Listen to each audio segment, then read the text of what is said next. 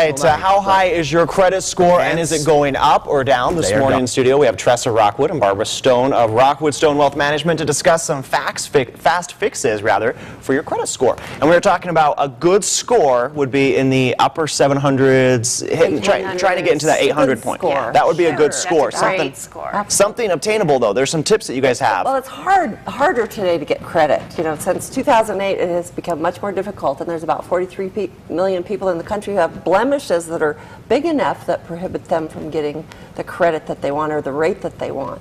So the tips that we have today could help you boost that just a little bit. Okay. What kind of tips are we talking about? Simple things that people could do, or long-range goals? Not so much long-range goals, simple things that people can do today. The first thing that we thought of was, if you don't have a credit card, get a credit card. Okay. If you don't qualify for a regular credit card, go to a bank and get a secured credit card. So the bank will give you a line of credit equal to the amount of money that you deposit in the account.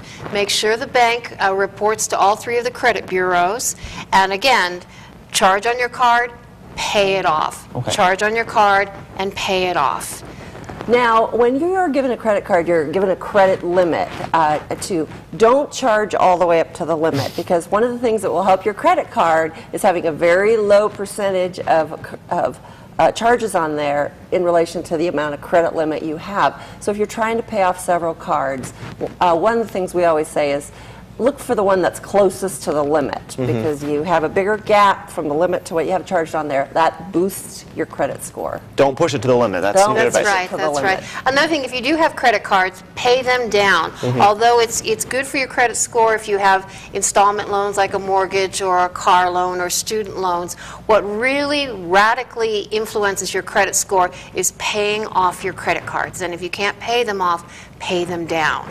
That will really, truly, radically affect your credit scores. And as you pay your credit cards off, it actually hurts your credit to close a credit card account. And the credit card company may close it if you go years without using it. So we say if you have a card, an old card that you want to dust off and use it once and pay it off, use it occasionally and pay it off, that actually helps your credit score. Closing it will hurt your credit score. Oh, wow. Okay. And again, if you do have some old cards that you're not using, they say that the older your credit history is, the better. But lots of times you've got these old cards laying around not being used. And that can actually negatively affect your credit score, because the issuers might decide to close the account, or they might choose not to update the credit bureaus. And it may still be on your credit report, but it's not being taken into consideration when they're calculating the formula to get you a credit score. So think about that too. Take them out to dinner and a movie occasionally. And I guess finally, it helps to have different kinds of credit. So credit cards and maybe a car payment or some kind of an installment loan.